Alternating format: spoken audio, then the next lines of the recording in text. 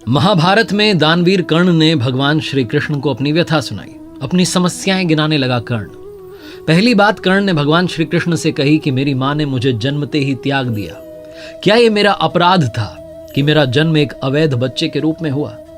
दूसरी बात कर्ण ने भगवान श्री कृष्ण से कही कि आचार्य द्रोणाचार्य ने मुझे शिक्षा देने से मना कर दिया क्योंकि मैं क्षत्रिय नहीं था उनकी नजर में। क्या यह मेरा अपराध था?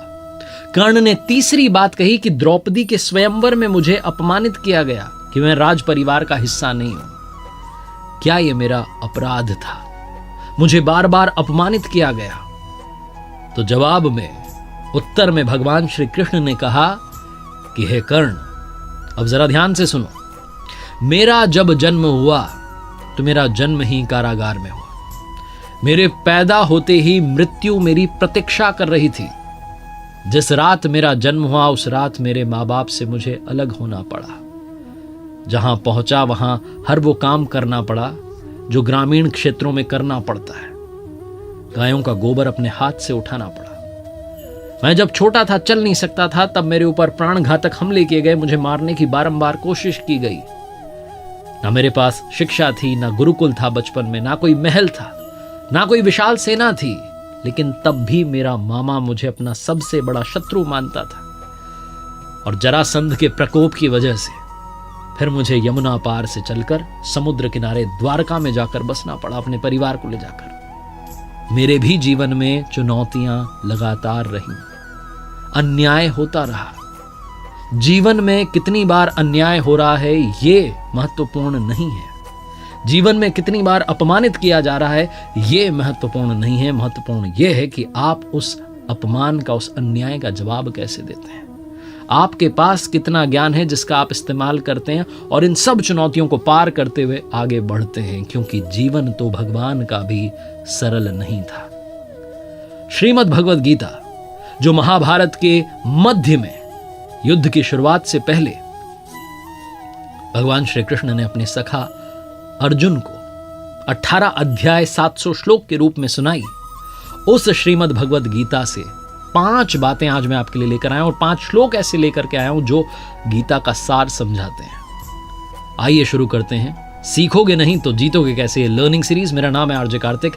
5 लर्निंग्स फ्रॉम श्रीमद् भगवद गीता। शुरू करने से पहले आपको बताना चाहता हूं कि अपनी हर कहानी के अंत में आपसे कहता हूं, ऊपर वाले के आशीर्वाद के साथ कर दिखाओ कुछ ऐसा कि दुनिया करना चाहे आपके जैसा। शास्त्रों को पढ़ने की बात आपसे अक्सर करता हूं और मैं खुद हमारे गुरुदेव परमहंस स्वामी श्री अड़गड़ानंद जी महाराज की यथार्थ गीता को रोज पढ़ता हूं। यथार्थ गीता के जरिए समझने की कोशिश करता हूं, अध्यात्म की दुनिया में प्रवेश करने की कोशिश करता हूं। पहली लर्निंग जिसके बारे में मैं बात करना चाहता हूं, हम सभी को पता है कि भगवान के दर्शन कब होंगे, वो प्रकट कब होंगे, क्योंकि गीता में एक श्लोक है जिसे हम सब ने बचपन से सुना है और याद हो गया है। यदा यदा हि धर्मस्य ग्लानिर्भवति भारत अभ्युत्थानम धर्मस्य तदात्मानं सृजाम्यहम्। चतुर्थ अध्याय का श्लोक नंबर 7 जो बताता है कि भगवान दर्शन कब देंगे, प्रकट कब होंगे। इसका हिंदी अर्थ निकालेंगे तो निकलता है कि जब जब धर्म की हानि होगी, जब जब अधर्म बढ़ने लगेगा, तब तब मैं अपने स्वरूप को रचने लगूंगा। इस दुनिया में ऐसा कौन सा समय है जब संकट नहीं होता? ऐसा कौन सा समय है जब अधर्म नहीं बढ़ता है? तो क्या भगवान प्रकट हो जाते हैं? हम में से बहुत सारे लोगों ने वो श्लोक तो समझ लिया, लेकिन उसके ही आगे भगवान श्री कृष्ण ने उसी श्रीमद् भगवद गीता में कहा कि जन्म कर्म च मे दिव्य मेवं यो वेत्ति तत्वतः त्यक्त्वा देहम पुनर्जन्म नयति मामेति सो अर्जुन। भगवान श्री कृष्ण ने कहा कि मेरा जन्म तो होगा, लेकिन मेरा जन्म और कर्म अलौकिक है। वो इन चर्म चक्षुओं से देखा नहीं जा सकता। वो अलौकिक है, वो दिव्य है। उस दर्शन के लिए आपको निर्मल होना होगा। उस दर्शन के लिए आपको मोक्ष प्राप्ति के रास्ते पर चलना होगा। और वो रास्ता क्या है वो भी भगवान श्री कृष्ण ने श्रीमद् भगवद गीता में बताया। ओमित्येकाक्षरं ब्रह्म व्याहरन् मामनुस्मरन्। ओम का जप, मेरा ध्यान, यही वो रास्ता है जिसके जरिए, जिस रास्ते पर चलकर आप उन प्रभु के दर्शन पा सकते हैं। दूसरी बात श्रीमद् भगवद गीता का सार समझाती है श्रद्धा। प्रभु के दर्शन करने हैं, उस रास्ते पर चलना है तो श्रद्धा बहुत आवश्यक है। भगवान श्री कृष्ण ने चतुर्थ अध्याय में श्लोक 39 में कहा, श्रद्धावान लभते ज्ञानम तत्परः संयतेन्द्रियः ज्ञानम लब्ध्वा पराम शांति म चिरेणाधिगच्छति। वो कहते हैं कि श्रद्धा रखने वाले मनुष्य जो हैं, जो अपनी इंद्रियों पर संयम रखते हैं, जो तत्परता से अनन्य भाव से मेरी साधना करते हैं, वो मुझे यानी परम शांति को प्राप्त होते हैं। भगवान श्री कृष्ण ने आगे श्रीमद् भगवद गीता में 9वें अध्याय में श्लोक 26 में एक बात और कही कि पत्र पुष्प फल जल जो भी अर्पण कर रहा है श्रद्धा भाव से, उसे मैं प्रेम सहित स्वीकार करता हूं। और कहा है कि भाव बस्य भगवान सुख निधान करुणा भवन। वो सुख के भंडार हैं, वो करुणामयी हैं, लेकिन वो भाव के वश में हैं। जहां भाव है वहां भगवान है। ये दूसरी जो लर्निंग है सिखाती है कि श्रद्धा के साथ, समर्पण के साथ उस परमात्मा की पूजा करना बहुत जरूरी है। जहां आपका भाव डगमगाया कि काम नहीं बन रहा है, आप कहीं और चला जाता हूं, किसी और दरवाजे को खटखटाता हूं, वहीं सारा खेल गड़बड़ हो जाता है। इसलिए श्रद्धा में कमी मत आने देना।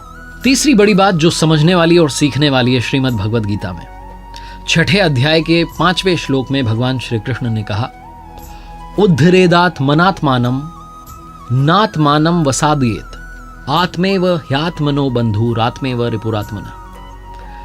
हिंदी अनुवाद अगर करें इस श्लोक का तो निकलता है कि अपने द्वारा अपना इस संसार सागर से, समुद्र से उद्धार करें और अपने को अधोगति में ना डालें। भगवान श्री कृष्ण कहते हैं क्योंकि पार्थ, हम स्वयं अपनी आत्मा के मित्र हैं और शत्रु हैं। और थोड़ा समझें तो आत्मना अपने द्वारा, आत्मानम अपने आप का, उद्धरेत उद्धार करें, आत्मानम अपने आत्मा को अधोगति में ना पहुंचावें, ये कहने का अर्थ है। और इसका सीधा मतलब अगर आप अपने जीवन में निकालें, इंसान मनुष्य जहां कहीं है, जो कुछ कर रहा है, उसका जिम्मेदार सिर्फ और सिर्फ स्वयं है। हम अपने कर्म द्वारा अपनी नियति को निर्धारित करवाते हैं। हम ही अपनी आत्मा के सबसे अच्छे मित्र हैं और हम ही अपनी आत्मा के सबसे बड़े शत्रु हैं। हम विकारों में फंस करके, मोह में, लोभ में, काम, क्रोध, इन सब में फंस करके अपने आप को गलत रास्ते पर ले जा रहे होते हैं। हमारी आत्मा को पता होता है कि हम गलत रास्ते पर जा रहे हैं, लेकिन चले जाते हैं उन विकारों के पीछे। हमारे पास ही ऑप्शन है कि हम अपनी आत्मा का सबसे अच्छा मित्र बने, सबसे अच्छा दोस्त बने और इस संसार सागर से पार चलें। पार चलने की प्रक्रिया क्या है वो मैंने आपको पहली लर्निंग में अभी बताई। अब चौथी बात आती है कि भगवान को सबसे प्रिय कौन लगता है, उनका सबसे प्यारा भक्त कौन है। तो ये भी उन्होंने बताया श्रीमद् भगवद गीता के 12वें अध्याय के श्लोक नंबर 15 में। उन्होंने कहा कि यस्मान्नो द्विजते लोको लोकान्नो द्विजते च यह हर्षामर्ष भयोद्वेगेर मुक्तो यह सच में प्रिय। कहने का मतलब यह है कि जिससे किसी को कष्ट नहीं पहुंचता हो, जो किसी के द्वारा विचलित ना होता हो, जो सुख में, दुख में, चिंता में, खुशी में, हर्ष में समभाव रहता हो, वो मुझे अत्यंत प्रिय है। भगवान श्री कृष्ण कहना चाहते हैं जो समभाव हो चुका है, जो प्रभु की मर्जी मान करके चल रहा है कि जो हो रहा है वो करवा रहा है, अपने आप को समभाव कर चुका है, वो भक्त मुझे प्रिय है। रियल लाइफ एग्जाम्पल लें तो हमें अपने व्यवहार से किसी को ठेस नहीं पहुंचने देनी है। हमारी बातों से कोई उदास ना हो जाए, हमारी बातों से कोई परेशान ना हो जाए, इतना तो हम कर ही सकते हैं। अपनी वाणी में संयम तो ला ही सकते हैं। लेकिन दुनिया में लोग कोशिश करेंगे आपको पिंच करने की, आपको गुस्सा दिलाने की, आपको क्रोधित करवाने की, आपसे उल्टा सीधा बुलवाने की, लेकिन उनसे बचना है। जब हम ड्राइव कर रहे होते हैं, सड़क पर होते हैं, रॉन्ग साइड से कोई चला आ रहा होता है, पी करके चला रहा होता है, धुन में चला रहा होता है, उससे अपनी गाड़ी बचाना, अपनी जान बचाना भी हमारी जिम्मेदारी है। बस इतनी सी बात है। और अंत में सबसे महत्वपूर्ण बात, जब आपको लगे कि सारे रास्ते बंद हो गए, अब तो कुछ समझ में ही नहीं आ रहा क्या करना है, तो इसका भी सल्यूशन दे दिया।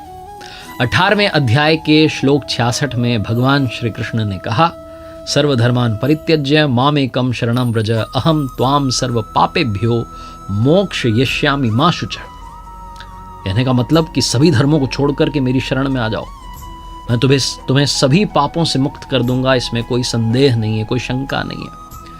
और धर्मों से मतलब है कि जो कुछ आप कर रहे हैं, जिस किसी श्रेणी के आप साधक हैं, जिस किसी तरीके से पूजा अर्चना आराधना में लगे हैं, उन सबको त्याग करके सिर्फ मेरी शरण में आ जाओ, अनन्य भाव से मेरी भक्ति में लग जाओ, तुम्हें मोक्ष तक पहुंचा दूंगा।